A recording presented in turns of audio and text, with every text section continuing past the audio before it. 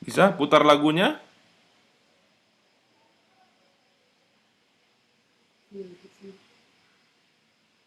Harusnya dibuka dulu di satu layar, baru share screen. Jangan share screen dulu, baru buka.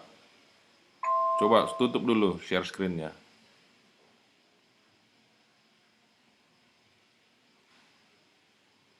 Oke, buka dulu. Kamu pergi ke layar yang biasa, buka. Udah terbuka, tes dulu suaranya. Baru stop kan, baru share screen lah.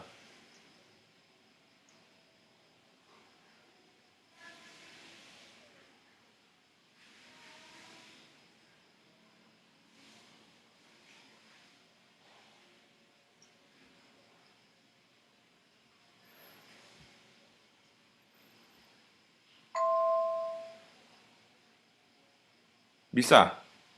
Halo? Kalau tidak bisa, saya buat lagu dari sini. Nanti ada lagunya terakhir. Oh, udah. Oke.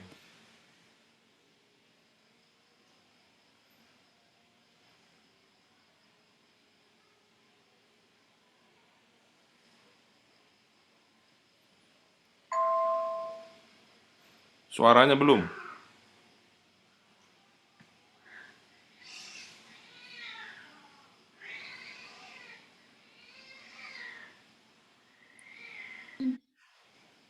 Ulang dulu, suaranya belum. Belum ada suara. Eh, audio. Kamu bikin audionya dulu. Udah dengar Kak. Kenapa agak dengar gak dek? Enggak, kami enggak dengar. Atau kirim aja ke share, Share sound. share sound coba. Gimana Kak? Share sound. Kalau nggak kirim sama share yang putar dari sini. Bisa lewat apa itu? Lewat WA?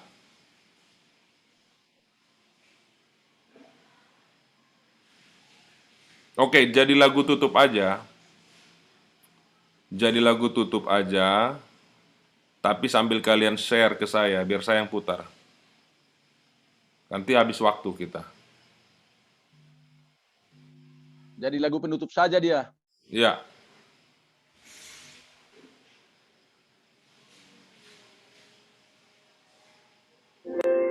Oke, udah, sudah.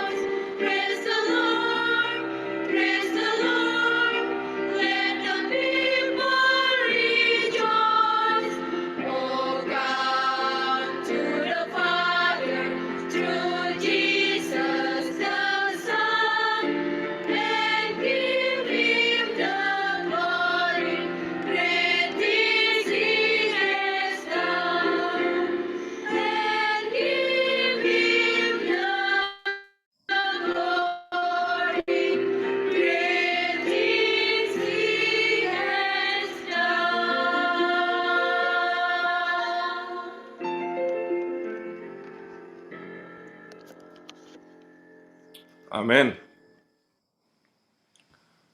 Now, Now we are going to hear Memorand introduce our speaker tonight. Time is yours. okay, it is an honor for me to introduce our speaker this evening. Our speaker this Sabbath evening, no other than Elder Kenneth Simons, born and now lives in the island of Bermuda. His wife named Angela, and he has one son named Stefan, who currently attending college at Oakwood University. Ya, jadi anaknya sedang berkuliah di Oakwood ya. Elder Simon began his college, jadi dia punya bachelor di Atlantic Union. Dia mendapatkan 2 bachelor in computer dan business administration. Kemudian dia melanjut ke Institute of Canadian Bankers dan mendapatkan Certified Network Administrator and Engineer. Lalu dia bekerja di Bermuda di IT dan banking selama 12 tahun, tetapi kemudian dia sangat tertarik kepada penginjilan di Kepulauan Cayman, dan di sana dia membangun satu gereja berbahasa Spanyol, Spanish Church. Lalu dia bekerja 10 tahun di perusahaan hukum internasional, international law firm, dan dia tetap suka menginjil, dan dia juga sampai ke Singapura menginjil, ya, dan juga di Turki, Dubai, ya, di daerah-daerah mayoritas di sana Muslim, ya, dan dia sangat menyenangi juga untuk menginjil lewat literatur and public evangelism, ya, di San Francisco, California, dan Bermuda. Elder Simon juga membuat satu volunteer melayani untuk anak-anak di sekolah dengan program Impact Mentoring Academy, ya, project yang mengajak mereka untuk melakukan mission trip kepada panti-panti asuhan di Haiti dan membangun gereja-gereja di Dominican Republic. Elder Simon merupakan koordinator doa semalam-malaman. Ya, ia mengkoordinir 4 gereja di Bermuda, ya, dan banyak sekali mujizat yang sudah dialami akibat daripada doa, perkumpulan doa ini, ya, doa intercessory. Dia juga tim doa dari Pastor Dwight Nelson, ya, di KKR Hope di bulan April 2020 yang kita sudah tahu menghasilkan banyak jiwa, ya. Dan sekarang dia mendukung pelayanan di Hamilton SDA Church di Bermuda sebagai pemimpin tim doa. Jadi ada 22 orang anggota tim doa. Dan di tahun 2020 ada 10 baptisan pada masa pandemik, ya, dari jemaat Hamilton Church ini. 5 baptisan belajar secara langsung, ya, direct Bible studies, uh, kepada Elder Simon. Elder Simon sangat mengasihi Yesus dan memiliki kerinduan untuk berbagi Injil kepada semua orang yang ditemuinya dan mempersiapkan banyak orang untuk bertemu dengan Yesus pada waktu Yesus datang kali yang kedua. So that the short introduction of our speaker tonight, Elder Simon. Time is yours.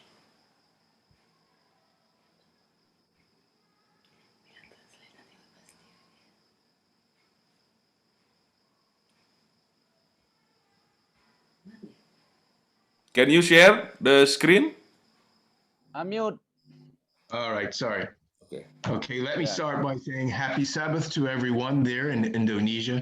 Selamat Sabat, saudara-saudara di Indonesia. It's a pleasure to be able to meet and to share with our brothers on the other side of the world. Terima kasih, sangat sukacita bisa berbagi akan Injil kepada saudara-saudara di belahan dunia yang lain. I am, as your pastor said, I am from Bermuda in the Atlantic Ocean. And we are about, I would say, 20 hours away from you in travel. Jadi saya tinggal di Bermuda di Laut Atlantik, sekitar 22 jam perjalanan ya dari Indonesia. Your pastor has asked me to introduce with a testimony. Ya, saya akan mengawali khotbah saya dengan kesaksian singkat. So I will share a personal testimony, but I first will use an example in the Bible. Dan saya akan membagikan kesaksian saya. The Bible reads in Acts chapter 4, verse 13. Kisah 4 ayat yang ke-13.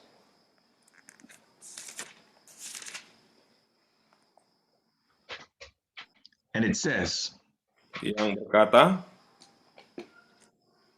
"Now when they saw the boldness of Peter and John, and perceived that they were unlearned and ignorant men, they marveled, and they took knowledge of them, that they had been with Jesus." Now verse 31.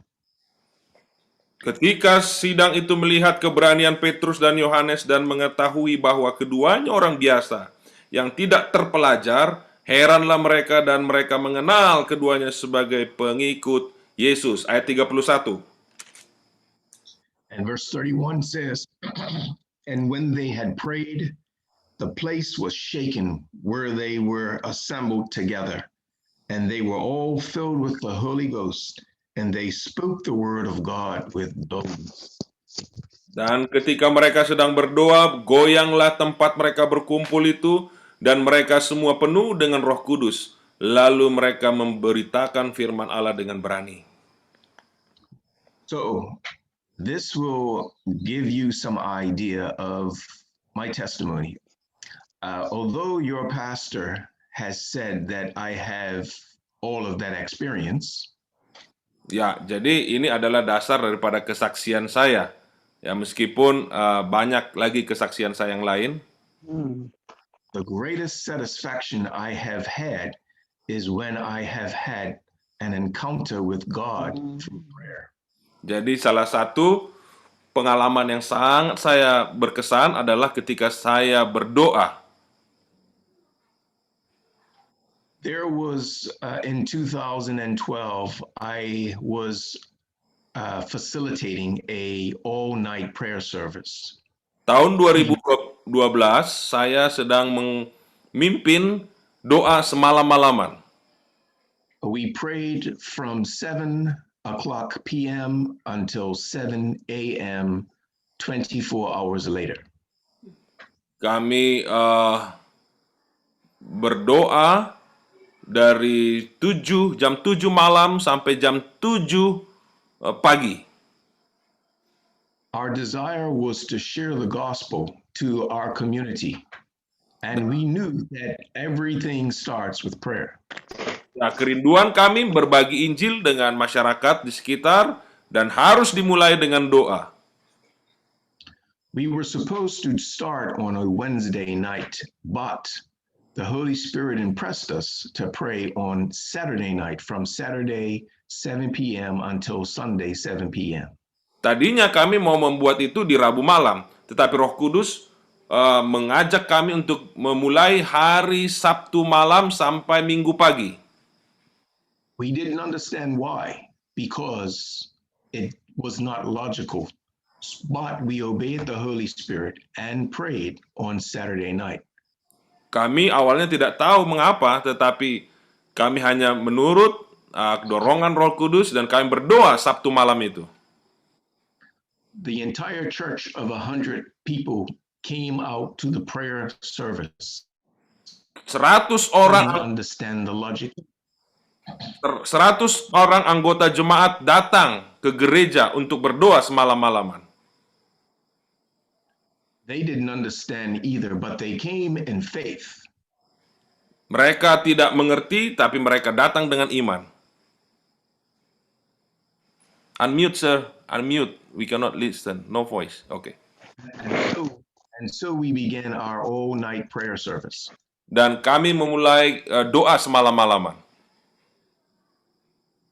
Around midnight, around 11 p.m., there was a loud bang. Jam 11 malam ada dentuman yang keras. We thought it was the large doors at the entrance of the church. Kami berpikir mungkin pintu depan gereja yang ditiup angin atau bagaimana. But the deacons inspected and found that the doors were already closed. Tetapi diakon mencek ternyata pintu gereja tertutup. And so we returned to our prayers. Kami berdoa kembali. There was a loud crash. Ada suara seperti dentuman yang keras juga. And so the pastor, the elders, and the deacons went around the entire church looking for where the sound began. Kemudian pendeta dan diakon keliling keluar gereja itu untuk melihat apa yang terjadi. They could not find anything. Tidak ada apa-apa. Moments later, the entire building shook. Kemudian beberapa saat berikutnya gedung itu seperti bergetar. There was no evidence of an earthquake. Tidak ada berita mengenai gempa bumi. We don't have earthquakes often in Bermuda. Kita jarang sekali mengalami gempa bumi di Bermuda. Soon we had a knock on the door. Lalu tiba-tiba ada ketukan di pintu. It was one of the neighbors who told us that there was an attempted shooting that was going to take place a mile away. Rupanya ada tetangga yang mengatakan ada seperti percobaan tembakan senjata api kira-kira 1,5 kilo dari gereja kami. This was happening at the same time that we were praying in church. Ini terjadi persis pada saat kami berdoa. We could not understand why God told us to move our all-night prayer from Wednesday to Saturday. Kita tadinya tidak memahami kenapa Allah menggerakkan kami untuk memindahkan jam doa dari Rabu malam ke Sabtu malam. But now it became obvious that God told us to move to Saturday night because God knew that there was going to be a shooting a mile away. Tetapi sekarang kami menyadari kenapa itu terjadi karena Allah mengetahui ada percobaan untuk pembunuhan 1,5 kilometer dari gereja. A gunman who was a gang member walked into a restaurant that was filled with many people. Jadi seorang anggota geng masuk ke satu restoran dengan senjata api untuk membunuh semua orang yang ada di restoran itu. His intention was to shoot everyone there. Dia berupaya untuk membunuh semua orang yang ada di restoran itu. Because there were rival gang members in the audience. Karena di antara orang yang duduk di restoran itu adalah anggota daripada gangster yang menjadi lawan mereka. He tried once, but the gun jammed. Dia mencoba menarik pelatuk satu kali, tetapi macet. He tried twice, but the gun jammed. Dia tarik pelatuk 2 kali, tidak berhasil juga. Becoming fearful, he ran the premises, ran the scene, left the scene. Dan oleh karena takut, dia lari meninggalkan restoran itu. The person who came to our church to tell us realized that it was because of the intercession and prayer of the congregation why God intervened and stopped the shooting. Dan anggota jemaat meyakini bahwa oleh karena doa intercession itulah maka Allah campur tangan dan menghentikan penembakan itu. We knew that God was in this because not long after our church started to become filled with people from the community. Dan rumor ini, kabar ini beredar dengan cepat dan segera gereja kami penuh dengan orang-orang yang berasal dari tetangga sekitar gereja masuk ke dalam gereja. Their hearts were being prepared for an evangelistic crusade at the church. Mereka bersedia untuk mendengarkan KKR, kebangunan rohani di gereja. And so, church members became convinced that God had approved of the all-night prayer service and the evangelistic crusade. Dan anggota jemaat melihat bahwa Allah menyetujui dan memberkati doa semalam-malaman dan KKR di gereja itu. And as a result, our preacher spoke with boldness. Dan pengkhotbah berbicara dengan semangat dan berani. Because we knew that we had been with God. Karena kami mengetahui kami telah bersama dengan Tuhan. And so this is a testimony that I wish to share with you about the power of intercessory prayer. Inilah kesaksian tentang kuasa doa pengantaraan. And so that's my testimony, just one of many testimonies of how God has moved in a mighty way through intercessory prayer. Jadi itu baru satu kesaksian bagaimana Allah bekerja dengan penuh kuasa ya sebagai jawaban daripada doa intercession. So let's begin. I will have a short prayer. Mari kita berdoa sekali lagi. Heavenly Father, we thank you for life. Terima kasih atas kehidupan.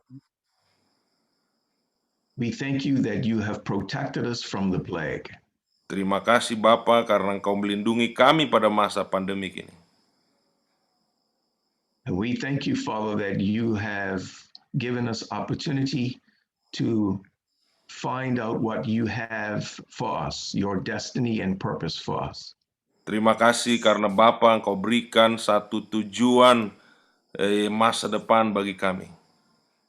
But while we discover our purpose, Father, we wish to share the good news to others. Ketika kami telah menerima tujuan dan maksud hidup kami rindu juga berbagi akan kabar baik ini kepada orang lain. And so we ask that Christ will dwell in us. Kami memohon kiranya Kristus boleh tinggal dalam hati kami. That he will live through us.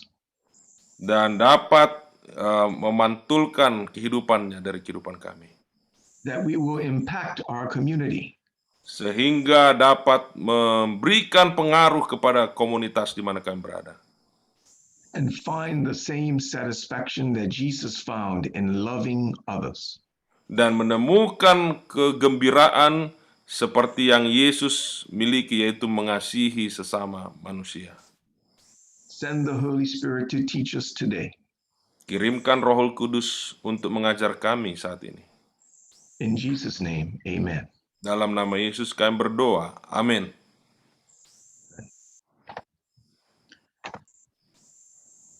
Pastor, does everyone have their Bibles? Saya mau pastikan semua orang sudah memegang Alkitabnya. Coba angkat Alkitabnya supaya tunjukkan kepada Elder Simons. Ya, Oke. They have it already. All right, praise God. So our first scripture is coming from 1 John chapter 3, verse 1 to 3. 1 John chapter 3, verse 1 to 3. 1 Yohanes 3 ayat 1 sampai 3. And Colossians chapter 1, verse 27 and 28. Kolose 1 ayat 27 dan 28. Ayat yang kedua. And someone can read that. Boleh salah seorang baca? 1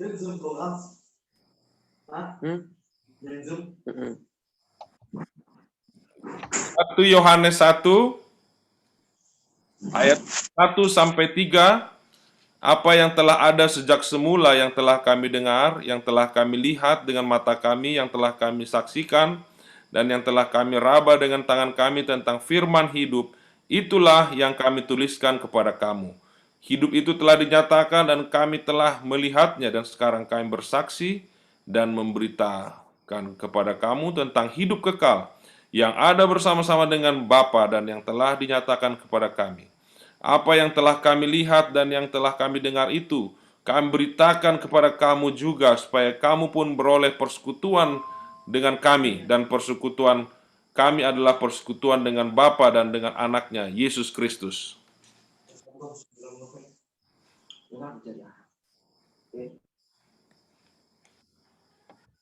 Did you read both? Oh, not yet. Colossians, come again. Yes, Colossians chapter 1. Kolose 1 ayat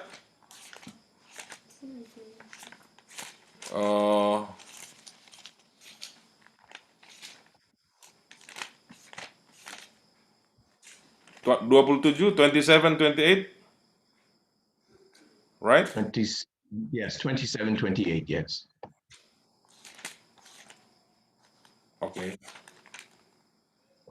Kepada mereka Allah mau memberitahukan betapa kaya dan mulianya rahasia itu di antara bangsa-bangsa lain, yaitu Kristus ada di tengah-tengah kamu.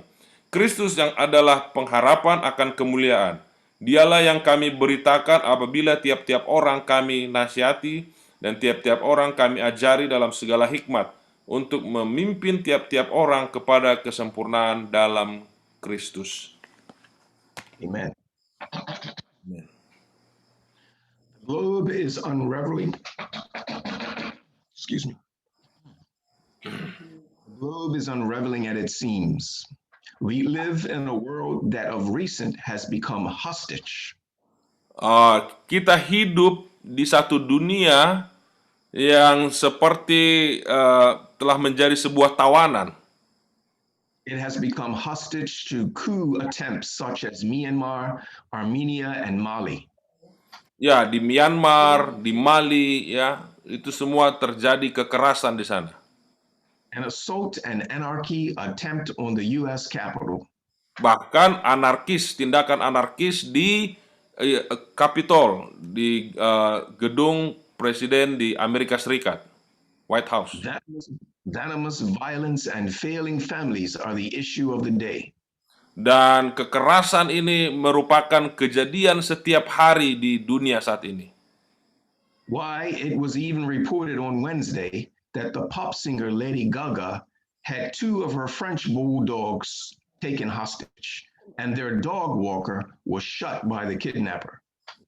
Jadi bahkan hari Rabu kemarin Lady Gaga, ya, anjingnya itu diculik dan penjaga anjingnya itu ditembak. We all seem to be held hostage by something. Nampaknya kita ditawan oleh sesuatu. To name a few, some are held hostage by circumstances beyond their control. Ya, beberapa ditawan oleh situasi yang di luar kendali. Some are held hostage by choices. Beberapa ditawan oleh pilihannya sendiri. Some are held hostage by cultivated and inherited tendencies. Beberapa ditawan oleh kecenderungan turun-temurun. And even some are held hostage by civil inefficiencies and church politics. Bahkan beberapa ditawan oleh politik gereja. We are held hostage, some by circumstances, Kita masing-masing merupakan tawanan di dalam situasi tertentu. the COVID-19 virus infiltrated the planet in December 2019. Pada bulan Desember 2019, virus COVID-19 telah tiba di planet kita. It was first identified in Wuhan, China. Pertama kali ditemukan di Wuhan, China. The World Health Organization declared the outbreak a public health emergency of international concern in January, Dan WHO menyatakan ini darurat kesehatan pada bulan Januari. and a pandemic in March 2020. Dan ini menjadi pandemik setelah bulan Maret 2020. As of February 25th, yesterday, 2021, more than 112 million cases have been confirmed, Dan pada bulan Februari kemarin ada lebih dari 120 juta case yang sudah dikonfirm with 2.5 million deaths. dengan 2,5 juta kematian. This plague has become a citizen of every country and continent. Dan ini telah masuk ke setiap benua dan setiap negara. We are held hostage by this circumstance. Dan kita tertawan oleh kondisi ini. Bermuda, the place where I live, responded with martial-like law by the government. Dan di Bermuda, pemerintah telah menetapkan martial law. They took it seriously and executed a lockdown that left many Bermudians confined to their yards for 2 weeks.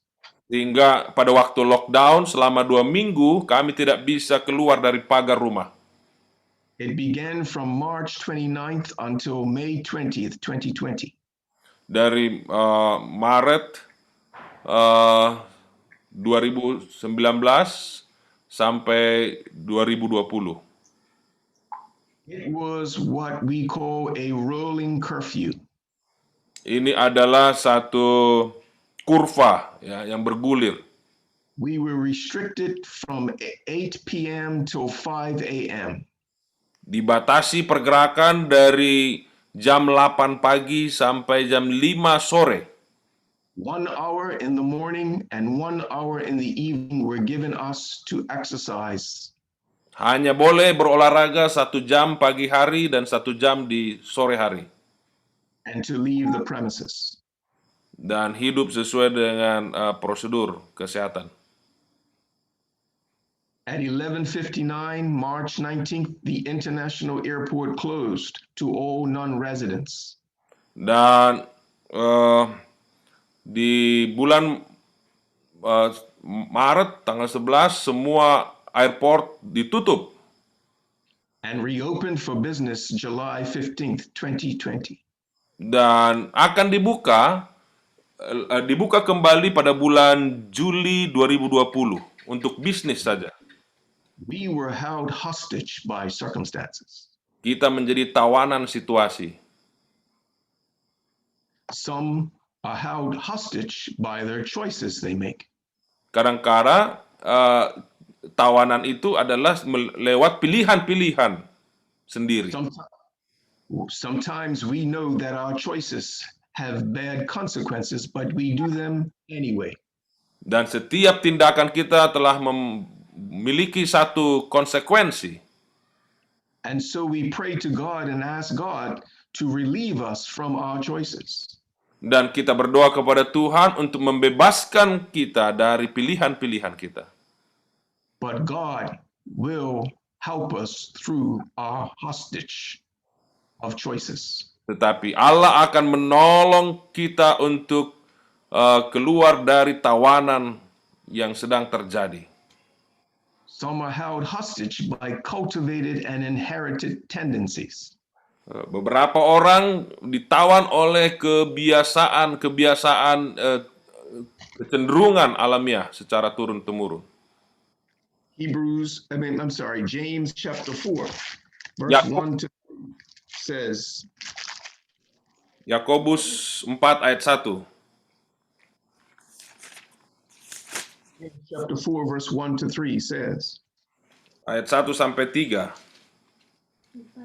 Dari manakah datangnya sengketa dan pertengkaran di antara kamu? Bukankah datangnya dari hawa nafsumu yang saling berjuang dalam tubuhmu? Kamu menginginkan sesuatu tapi tidak memperolehnya. Lalu kamu membunuh, kamu iri hati, tapi kamu tidak mencapai tujuanmu. Lalu kamu bertengkar dan kamu berkelahi. Kamu tidak memperoleh apa-apa karena kamu tidak berdoa. Atau kamu berdoa juga, tapi kamu tidak menerima apa-apa karena kamu salah berdoa. Sebab yang kamu minta itu hendak kamu habiskan untuk memuaskan hawa nafsumu. Amen. Some are held hostage from church politics and civil inefficiency. Jadi beberapa menjadi tawanan politik di dalam gereja. In our desire for ambition, we are willing to actually sacrifice the character of Christ in order for us to have position. Jadi banyak kita yang menginginkan untuk mendapatkan posisi. Guys, unmute dulu. Please unmute, sir.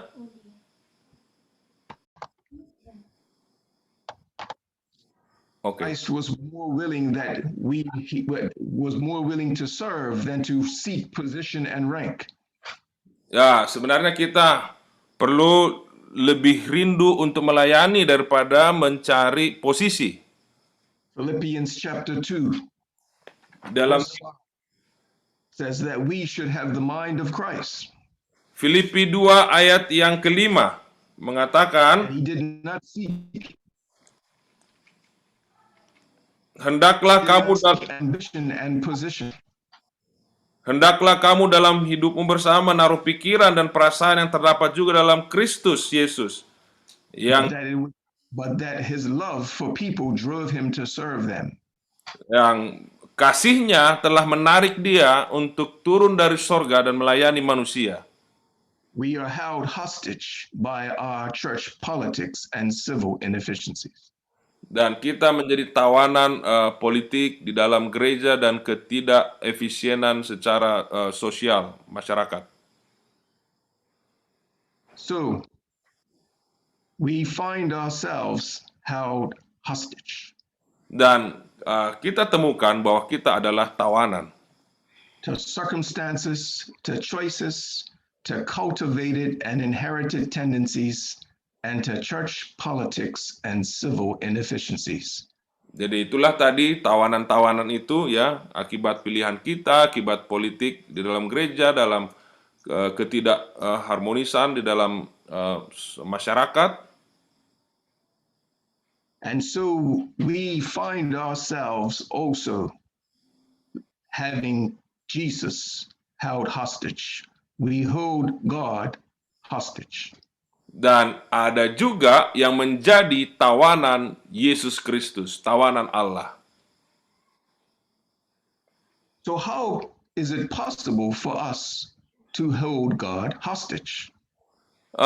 Mungkinkah kita menjadi tawanan Allah? Who would have the audacity to hold God hostage? Siapa yang bertanggung jawab untuk membuat kita berpegang menjadi tawanan Allah? Well, let's remember Colossians chapter 1, verse 27. Mari ingat It says, Kolose 1 ayat 27 yang berkata, kepada mereka Allah mau memberitahukan betapa kaya dan mulianya rahasia itu di antara bangsa-bangsa, yaitu Kristus ada di tengah-tengah kamu. Kristus yang adalah pengharapan dan kemuliaan. Akan kemuliaan. also, Christ object lesson says, Christ is waiting with longing desire Di dalam perumpamaan Tuhan Yesus dikatakan, Allah menunggu dengan kerinduan yang mendalam for the manifestation of himself in his church. untuk menyatakan dirinya di dalam gerejanya. When the character of Christ shall be perfectly reproduced in his people, Ketika karakter Kristus itu secara sempurna dipancarkan lewat umat-umatnya, then he will come to claim them as his own. maka mereka akan dia akan menyatakan mereka sebagai miliknya. Christ object lessons chapter 3. Ini pasal yang ketiga dalam perumpamaan Tuhan Yesus. We are holding God hostage. Kita juga merupakan tawanan Allah.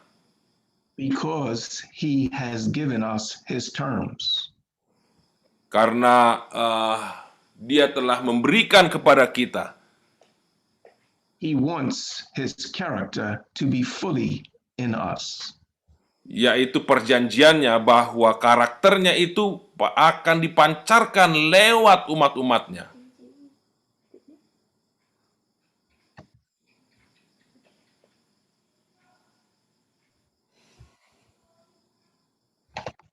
So, how can we assist in relieving God from being held hostage? Jadi bagaimana kita membebaskan, ya? Jadi sebenarnya yang dimaksud adalah bahwa karakter Kristus itu tertawan dalam kehidupan umat-umatnya sehingga belum terpancar. Nah, bagaimana supaya karakter Kristus itu bisa tidak menjadi tawanan tapi terpancar sepenuhnya dalam kehidupan umat-umat Tuhan? God wants fruit in your character. Yaitu buah-buah di dalam karakter kita. God wants fruit from your character. Allah mau agar karakter kita menghasilkan buah. Prayer is God's appointed way for obtaining things.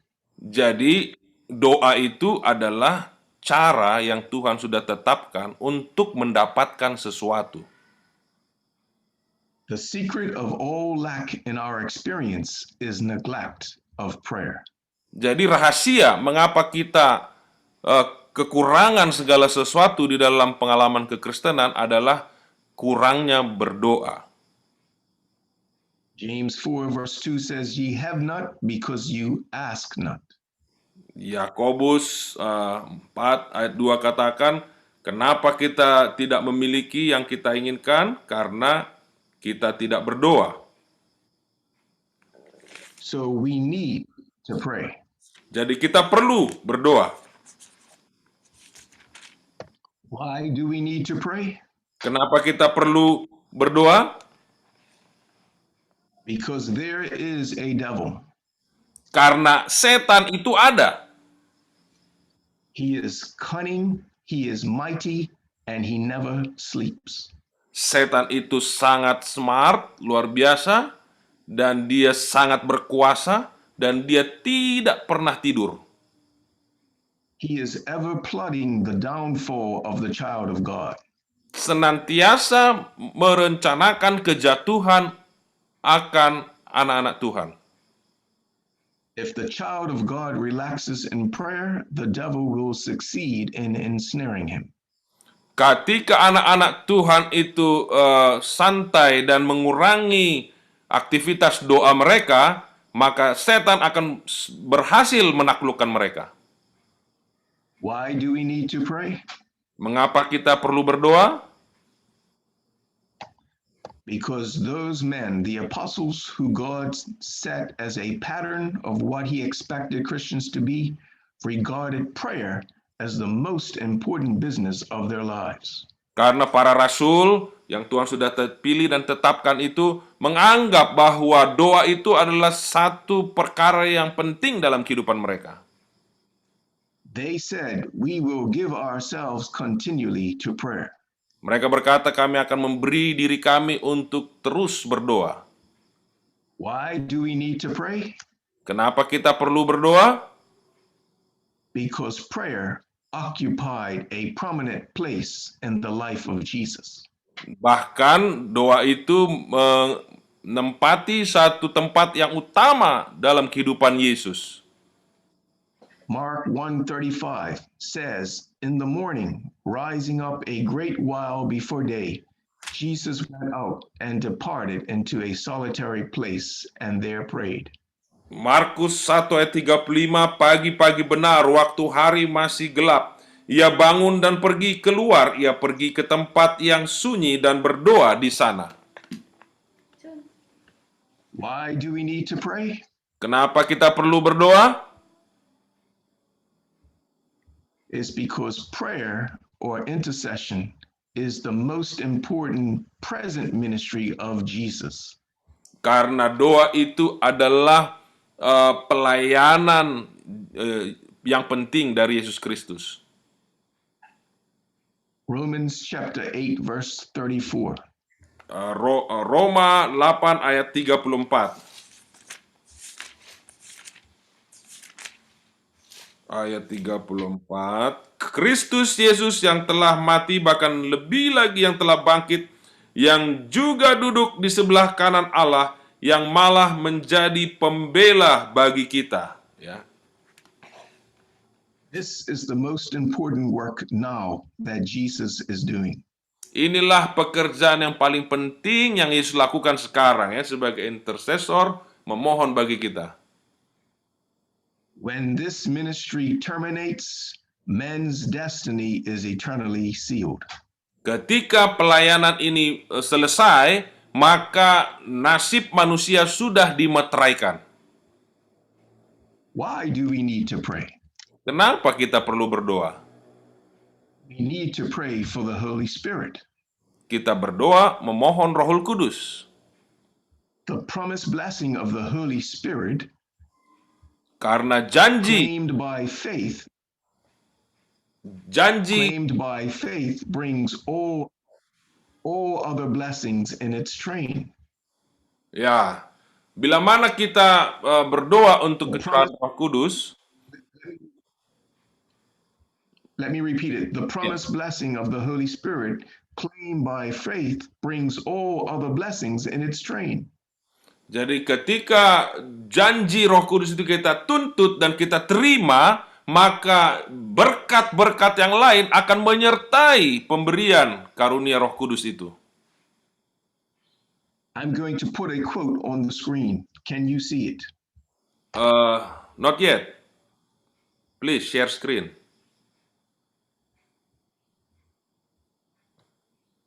One moment.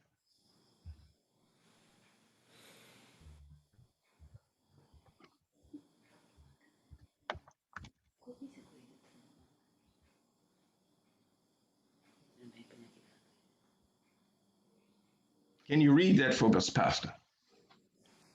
Not yet. You can't see it? Yes. Okay.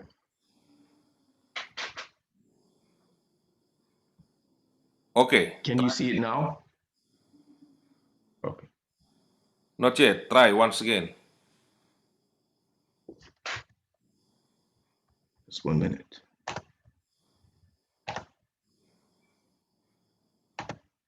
Click share screen. The green button. Yes. And then, okay. Just 1 minute.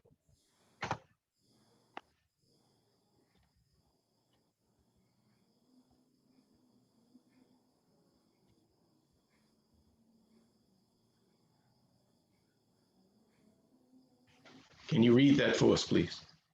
This promised blessing, the Holy Spirit. Okay. If the Holy Ghost were taken away from our church today, 90% of what we do would continue and no one would notice the difference. Jadi seandainya pun Roh Kudus itu ditarik pada hari ini, kita akan tetap melakukan hal yang sama dan 95% jemaat tidak akan menyadari perbedaannya.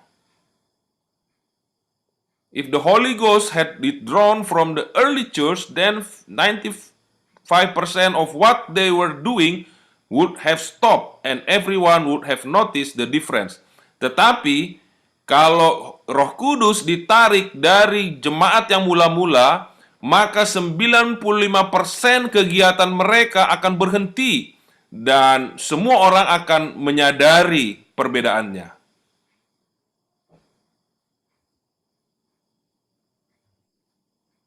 Okay, is that okay?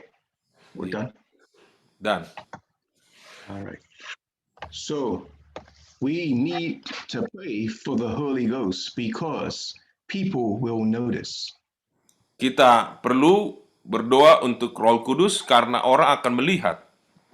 They will notice when we have the power and they will notice when we don't. Mereka akan melihat bahwa kita memiliki kuasa itu atau ketika kita tidak memiliki kuasa itu. We need to pray. Kita perlu berdoa. Last, we need to pray for boldness. Yang terakhir, kita perlu berdoa untuk keberanian. Ephesians chapter 6, verse 18 and 19. Efesus 6 ayat 18 dan 19. Dalam segala doa dan permohonan, berdoalah setiap waktu di dalam roh, dan berjaga-jagalah di dalam doamu itu dengan permohonan yang tak putus-putusnya, untuk segala orang kudus, juga untuk aku, supaya kepada aku jika aku membuka mulutku, dikaruniakan perkataan yang benar, agar dengan keberanian aku memberitakan rahasia Injil. We need to pray for boldness. Kita perlu berdoa untuk keberanian. I will tell you a story about boldness. Saya menceritakan kisah tentang keberanian And the importance of speaking up. Pentingnya untuk berbicara dengan berani. A businessman traveled quite often to different countries. Seorang pebisnis sering mengunjungi berbagai negara. Every time he traveled, he thought of his mother. Setiap dia pergi, dia memikirkan ibundanya. He purchased beautiful gifts from every country for his mother. Dia membeli hadiah yang berbagai macam hadiah untuk ibunya. And so his mother was very happy that her son traveled so that she could get the beautiful gifts. Nah, ibunya sangat senang setiap kali anaknya ini bepergian. Dia senang karena pasti anaknya membawa oleh-oleh, hadiah. One day, while he was on a trip, Pada waktu dia mengadakan perjalanan satu kali, he saw some beautiful birds. dia lihat ada burung yang berwarna-warni, indah. The birds were for sale. They were beautiful birds. They could dance, they could sing, they could talk. Dan burung ini bisa menari, menyanyi, dan berbicara satu dua kata. He was excited. He wanted to buy this gift for his mom. Dia beli itu sebagai hadiah untuk ibunya. The birds were $10,000 each. Harga satu burung itu $10.000 atau sekitar 150 juta. He was so excited with the birds that he determined he would buy 2 birds. Dan dia berencana dan dia beli 2 ekor burung, yaitu 300 juta. He sent them to his mom for Mother's Day. Dan dia kirimkan kepada ibunya pada hari ibu. Remember, the birds could sing, they could dance, they could talk. Ingat, burung ini bisa menyanyi, menari, dan berbicara. About 2 days later, after he anticipated his mom receiving the birds, Ya, 2 hari lagi, ya, hari ibu itu, he called his mom on the phone dia telepon ibunya and asked mom, how were the birds? dan bertanya, bagaimana dengan hadiah burung yang saya sudah berikan? Oh, 2 hari setelah hari ibu itu ya. Dia tanya, dia telepon lagi. She responded, they were good. Oh, ibunya katakan baik-baik mereka. The son said, Mom, you couldn't have eaten those birds. Ya, bagaimana mungkin hal itu terjadi pada burung-burung itu? He said, Mom, they were expensive birds. They could dance, they could sing, they could talk. Ya, kenapa kamu makan burung-burung itu? Kamu masak dan kamu makan. Itu kan burung mahal. Bisa menyanyi, bisa menari, bisa bicara. His mom replied, well, they should have said something. Oh, ibunya katakan, kenapa saya potong dan masak burung-burung itu? Karena burung itu telah mengatakan sesuatu yang menyakitkan saya. And so we see the birds were eaten because they did not speak up. Ya, jadi kita lihat bahwa burung-burung itu akhirnya disantap oleh karena mereka mengatakan sesuatu. And so we need boldness to be able to share the gospel during this time of crisis.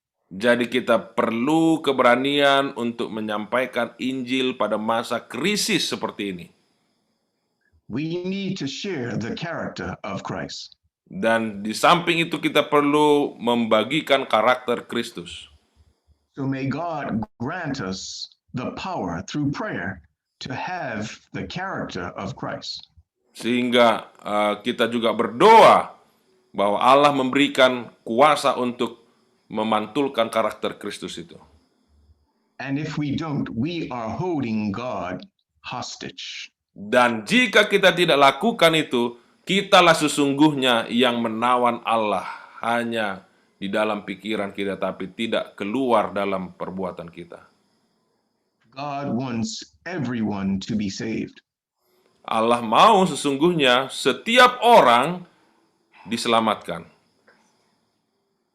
God wants us to have Christ in us so that people can be convinced. Allah mau supaya Kristus itu ada dalam kehidupan kita sehingga orang lain boleh diyakinkan.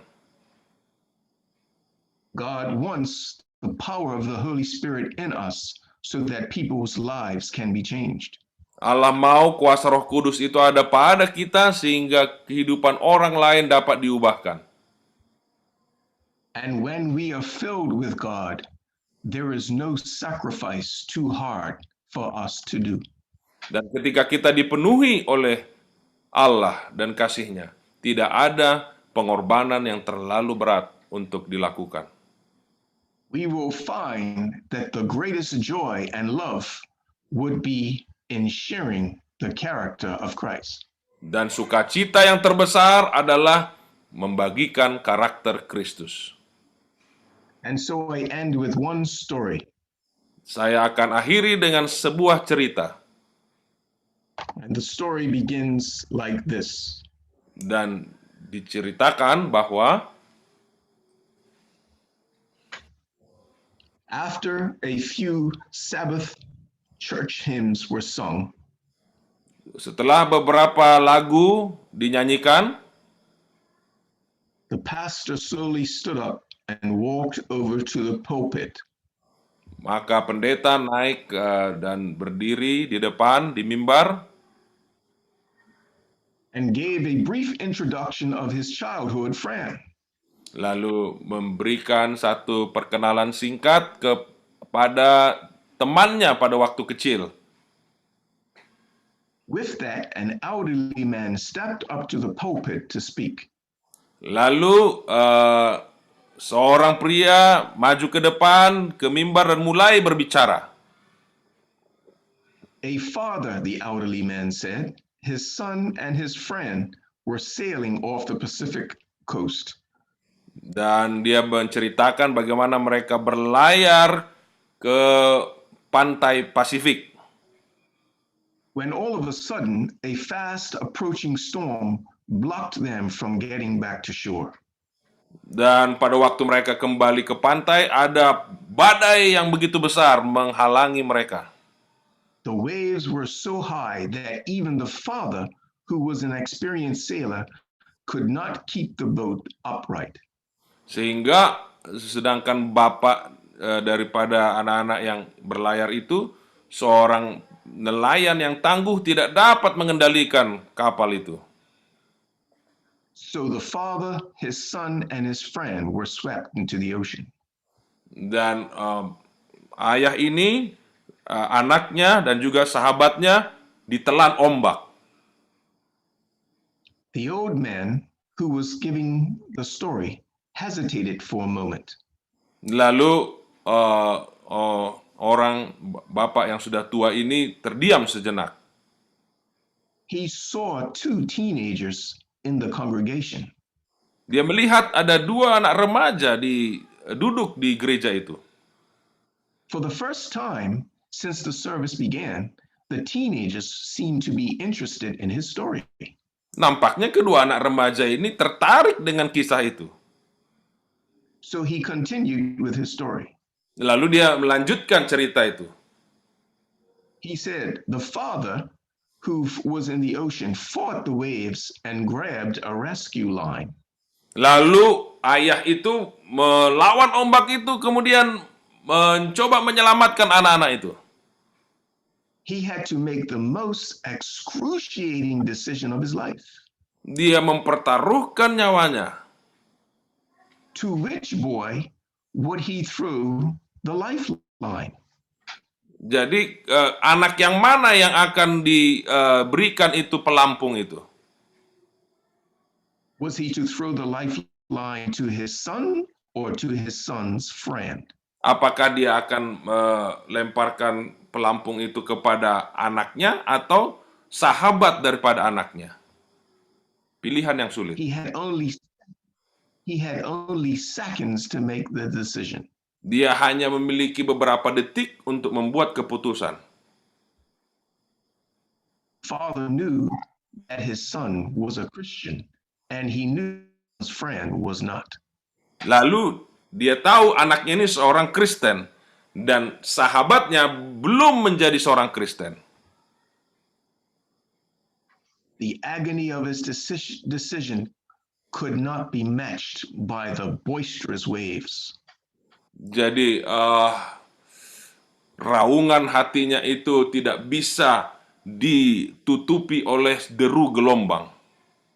Again, the old man who was telling the story hesitated Dia terdiam kembali and bent his head while he was continuing the story. dan mulai menundukkan kepalanya ketika dia melanjutkan ceritanya. As the father yelled out, "I love you, son," he threw the lifeline to his son's friend. Pada waktu itu dia berteriak kepada anaknya, "Aku mengasihi engkau, anakku." Tapi dia kemudian melemparkan pelampung itu kepada teman anaknya, bukan kepada anaknya. By the time the father had pulled his son's friend back to the boat, his son disappeared beneath the raging storm. Ketika ayah itu menarik sahabat daripada anaknya itu ke atas perahu, anak itu sudah hilang ditelan oleh gelombang. His body was never recovered. Dan anaknya itu tidak pernah lagi ditemukan. By this time, the two teenagers were sitting straight in the pew. Dan anak remaja itu terdiam di barisan di dalam gereja itu. They were anxiously waiting for the next words to come out of the old man's mouth. Lalu mereka menunggu kira-kira apa yang berikutnya akan diucapkan oleh pria tua ini.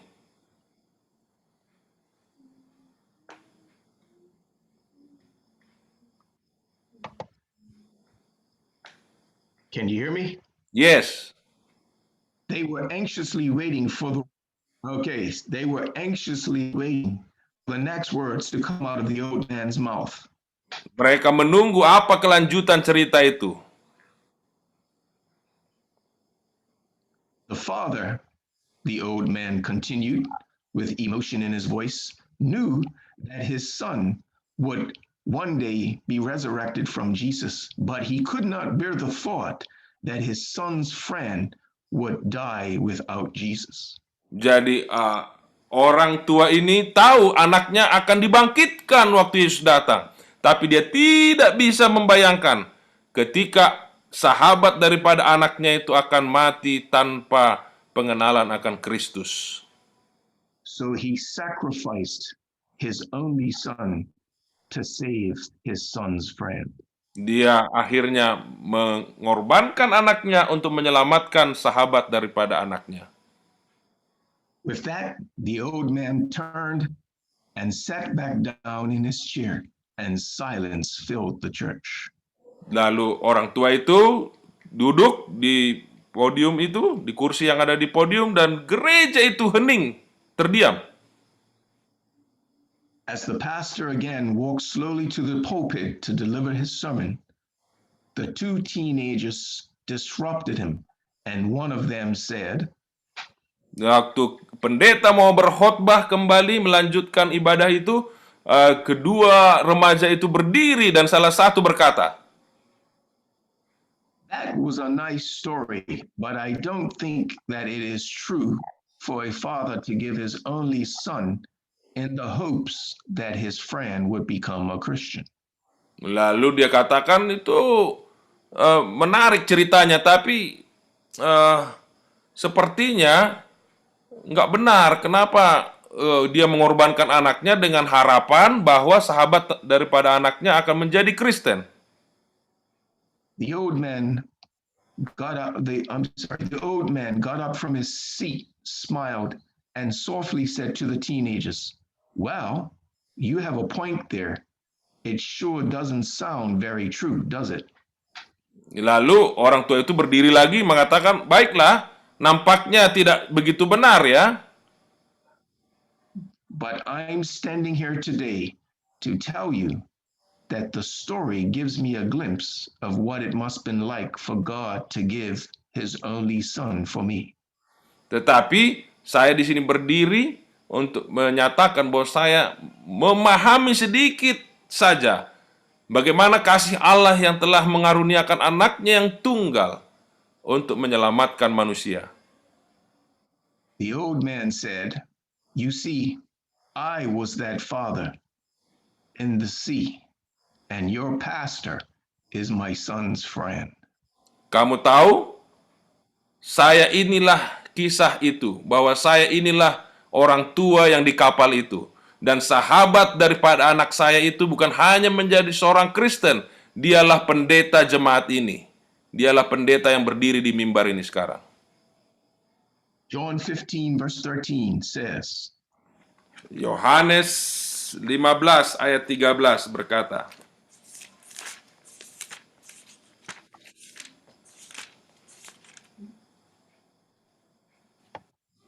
tidak ada kasih yang lebih besar daripada kasih seorang yang memberikan nyawanya untuk sahabat-sahabatnya.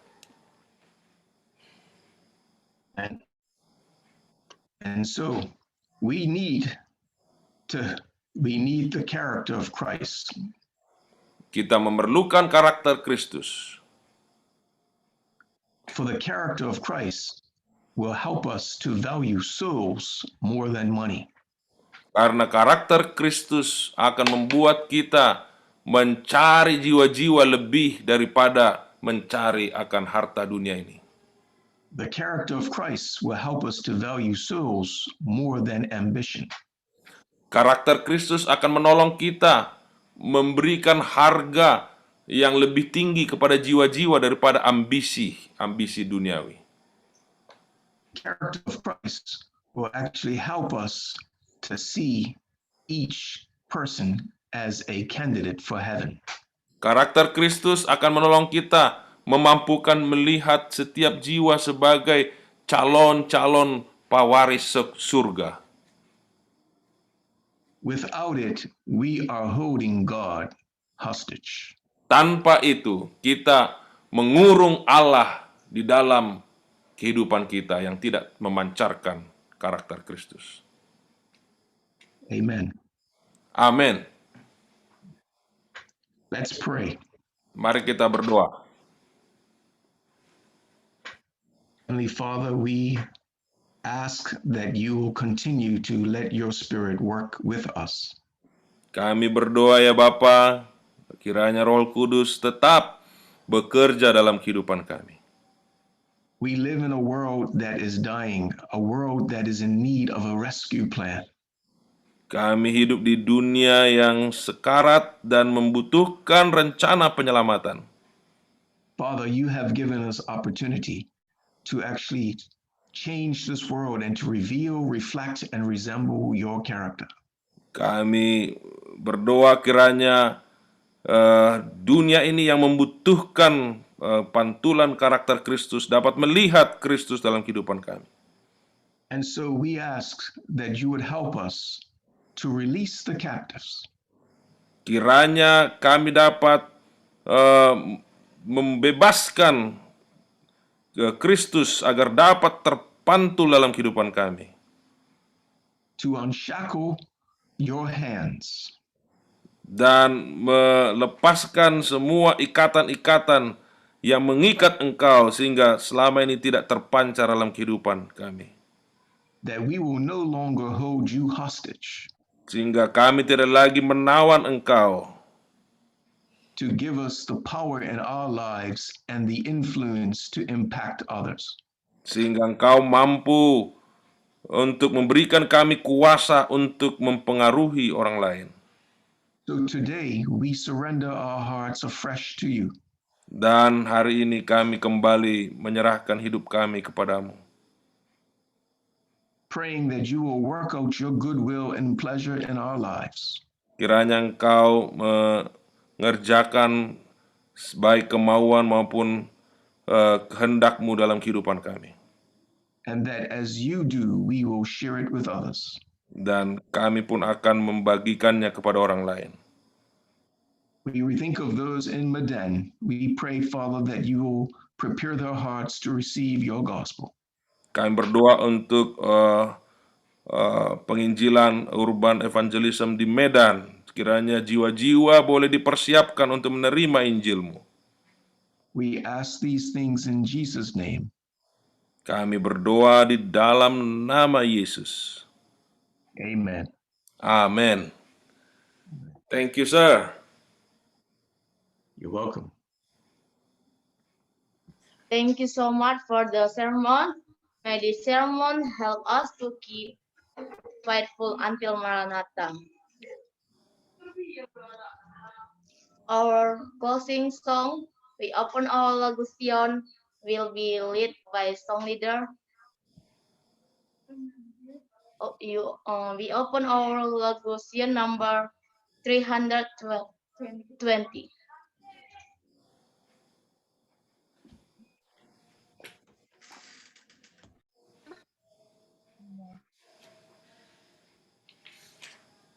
Lagu Sion number 320. Rahmat Bapa bercahaya.